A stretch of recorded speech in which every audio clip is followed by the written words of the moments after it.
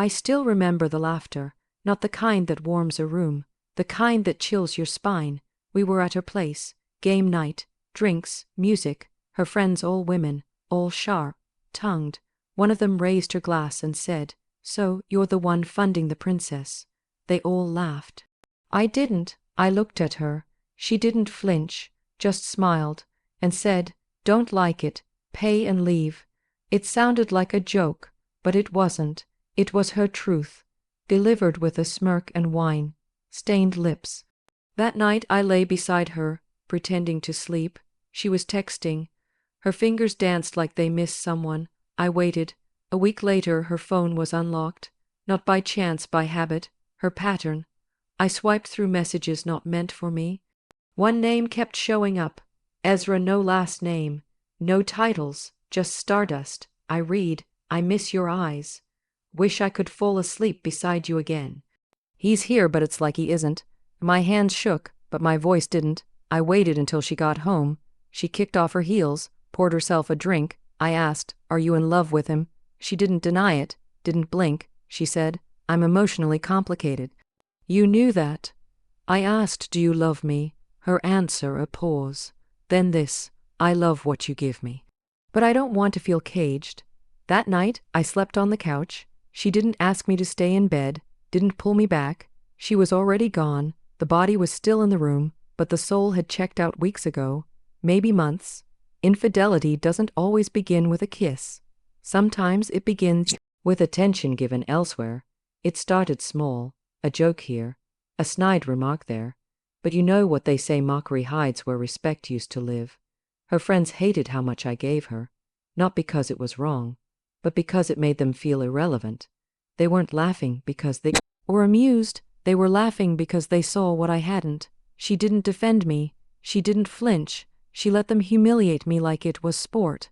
And when I looked at her for help, she looked back at me like I was an inconvenience, like I was interrupting a joke she wanted to laugh at. That night was the tipping point. We were sitting in her apartment, wine glasses scattered like landmines on the coffee table, and one of her friends said, "So, when are you buying her that apartment she keeps eyeing?" They all laughed, but it wasn't light-hearted. It was sharp, mocking, and rehearsed. I felt small, not because I couldn't afford it, but because they knew she was already spending me before I agreed. She didn't stop them. She didn't say a word to protect me. Instead, she sipped her drink, tilted her head, and with that wicked little smirk she saved for special occasions, she said, "Don't like it. Pay and leave," right there in front of them, like I was the fool who didn't know the game. That wasn't just a joke. It was a warning, and an ultimatum wrapped in lipstick and laughter. She was saying, "Your value is in what you give me, not in who you are." I wanted to speak, but my throat closed. Up my heart, it didn't beat, it ached. They kept laughing. She kept sipping, and I kept sinking. That moment taught me something cruel. Love, when laced with entitlement, turns into performance. And I had been paying for tickets to a show I didn't even know I was starring in.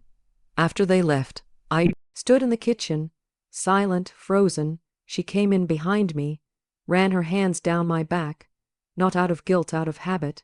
I asked her why she said that, why she humiliated me. She said, "Oh, come on. They're just jokes. Don't take everything so seriously." That was her favorite escape hatch: minimize, dismiss, deflect. I stared at her, really looked, and I realized this wasn't the first time. It was just the first time I finally saw it.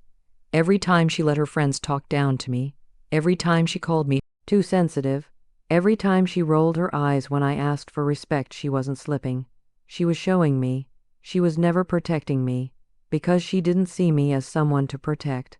I was the safety net, the backup plan, the reliable fool who'd always pay and stay. The manipulation wasn't loud, it was subtle, beautifully wrapped in affection, but hollow underneath.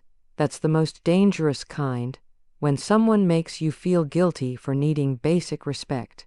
She weaponized her charm, used her friends as mirrors to reflect her disdain, and turned every emotional withdrawal into my overreaction, and I kept excusing it, because I thought love was about patience, about understanding, about holding space for your partner's flaws, but love isn't supposed to feel like a courtroom where you're always defending your own dignity. That night, she kissed me, told me she loved me, but her words felt like sugar poured over poison, and I swallowed it knowing full well it was killing something inside me. Not because I was weak, but because I was loyal. I should have left that night, when she said it. Don't like it. Pay and leave. But I didn't, because that's what emotional entanglement does. It convinces you that staying is strength, when it's really just quiet self-betrayal. After that evening, things felt colder, but only when we were alone. In public, she performed, held my hand tighter, laughed louder, posted more, but in bed, she turned away. In conversation, she clipped her words, and during silence, she stayed in it longer. And the worst part, she still said I love you, still kissed my forehead before leaving, still smiled when I brought her coffee in bed, like muscle memory. But love shouldn't feel like a routine. It was the phone that told the truth. Always is. She had fallen asleep early, head buried in the pillow, one arm dangling off the bed, the other still cradling her phone like a secret. I wasn't snooping, not at first, but it buzzed, once, then again, then again. Late-night messages from someone saved as Ezra, a man's name. No emoji next to mine, by the way. I hesitated, then I looked, because by that point, I already knew. Not the full story, but the kind of knowing that grows like a sickness in your stomach long before the symptoms show. His messages weren't overtly sexual.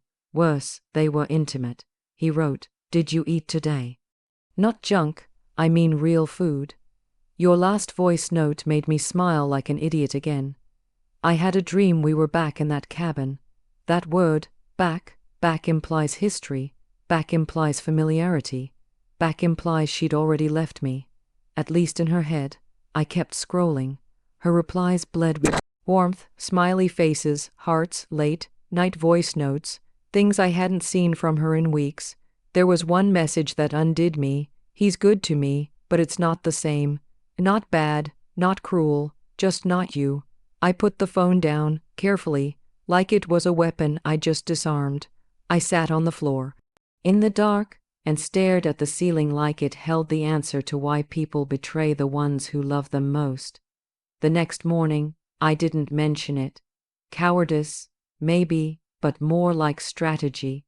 I needed her to show me, without knowing I already knew, and she did, over breakfast.